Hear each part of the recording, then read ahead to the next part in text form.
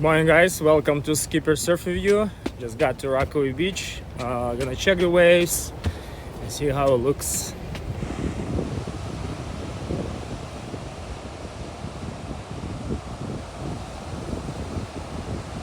Alright, so here's the situation. I checked the waves. The wind is on it, pretty bad, and I think I'm gonna drive to another state where I can get some offshore wind. Today I'm gonna bring one board with me. This is 5.7 album disorder, and I will be demoing one mid-length in New Jersey from a local shaper.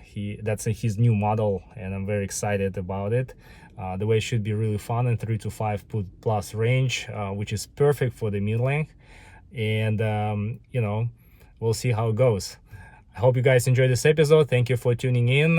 Subscribe to my channel if you haven't done so, and I'll see you soon.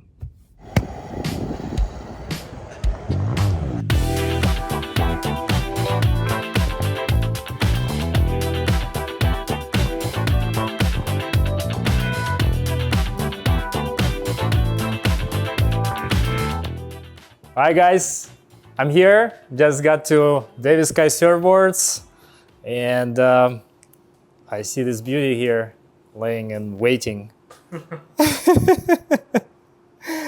Wow. Yeah, good deal, man. It's a new model, right? Just came out. Yeah, I've been surfing for quite a while now, and I've been teasing it on Instagram and everything, and some of my customers have seen it and have already ordered them. So it's kind of been in the works for a little bit now, but finally built a web page for it and officially released it last week, I think. So this is its kind of sibling board.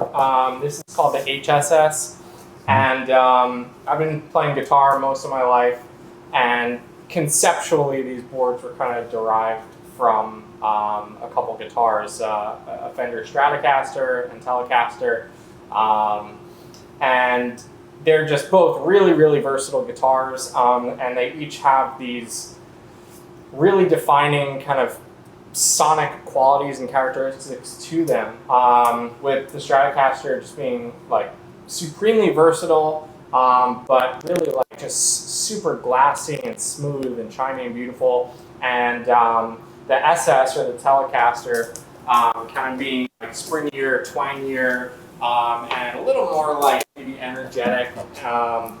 So yeah, the designs, the outlines and rockers are very similar between the two, but with some tweaks to optimize them for their fin setups, and again, like kind of the guitars that they play homage to. So the one that you're trying, the SS, is the twin fin version. They kind of got, in my opinion, pigeonholed to small waves, and I know a lot of like shortboarders are using mid-lengths as almost like a small wave longboard. And not to say that you can't do that, but it's just not really where they shine. You're still making some compromises in 1 to 2 foot surf. You're still kind of just staying low, going straight, and maybe working harder than you'd have to on either a true longboard or a board like the Skiff, something that is just optimized for small surf. So these are really versatile boards. They're going to surf best and shine in medium surf, but they can also hang in a little bit of larger surf that's maybe a little more high tidy, or you can get them going in smaller surf as well. Just might be a little more work than most surfers want. So yeah, about waist to chest or shoulder high is where these boards are going to shine. And when you're paddling on them, they definitely feel like they have a lot more paddle power and get up and go than a shortboard will. But once you're on your feet and you're on the wave face, it doesn't feel like almost 7 feet of board. It feels a lot more agile. So, yeah. Wow. And I see this board has channels, and would you be able to tell more about what the channels do in general? What they help and benefits of the channels? Yeah. So, channels are a little polarizing. And you see them a lot. Aesthetically, they're beautiful, especially when they're well done, well shaped, well glassed, well sanded. But they are an extreme bottom contour, and any extreme bottom contour or any extreme shape in general will have more extreme effects. So, you know, these channels aren't super, super deep, deliberately so that it can kind of minimize any potential negative extreme effects. So the kind of concept here with the channels is to just add a little bit of grip and bite along with the twin fin setup.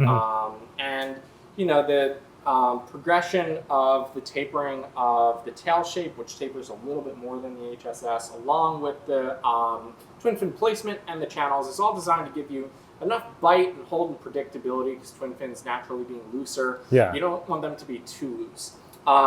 So in, you know, cleaner glassy surf, channels surf amazing, but when it does get kind of textury or bumpy out there, channels can sometimes work against you, especially when they're really long channels and very deep channels. They can create a lot of water disconnectivity, especially like a skipping and exactly, and you can just feel like the board doesn't feel solid and predictable and quite trustworthy underfoot. So by having those channels in there, it gives that effect of that little bit of extra, you know, traction and tracking and everything along with the twin fin, but not being super deep. It's still going to be functional even when we get some, you know, side shore, onshore bumper chop. Wow, thank you, thank you. Do they give you more speed, the channels, or not necessarily? Not necessarily. It's yeah, the speed really overall is being derived from everything else on the board. That's the perception I had. Yeah. I think, oh, channels, I think it's going to go faster than without channels. Yeah, it looks fast for sure.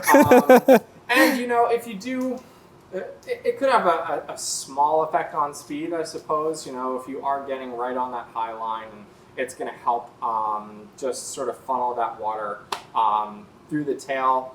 But yeah, as far as speed, that's not really the main purpose of channels, at least the way I utilize them.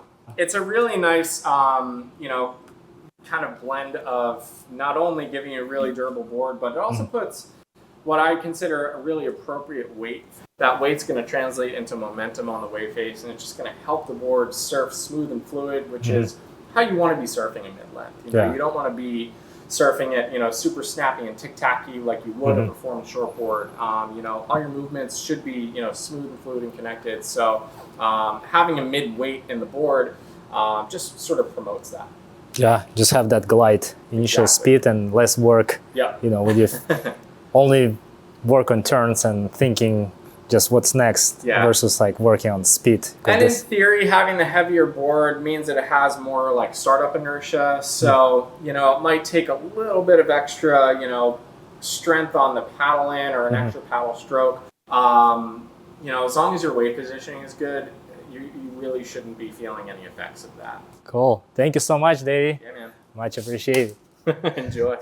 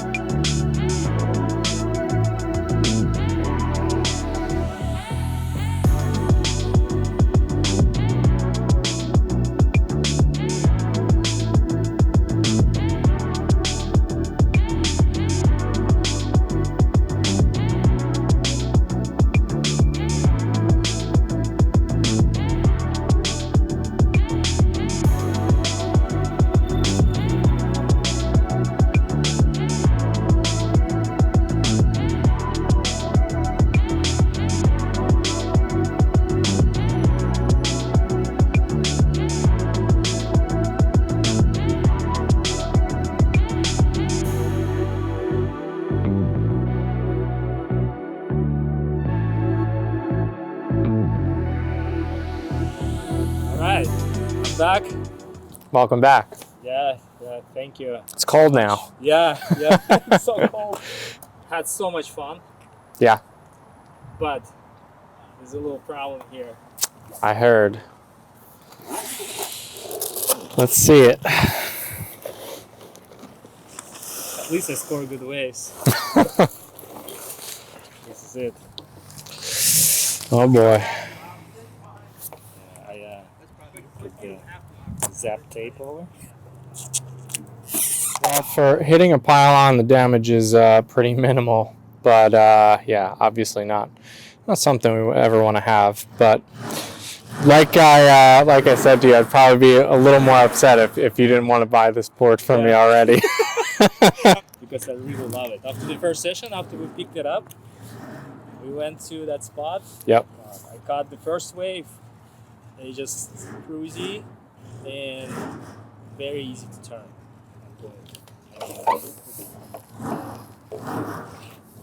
Get up and go. Don't have to adjust the line, and it was just, getting a lot of speed from the start.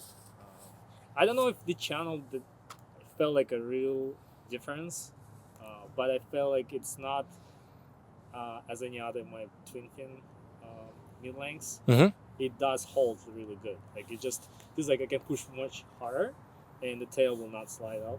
Cool. It just has that speed, even if I push it hard on the tail, turn, come back, and it's still projecting. Cool.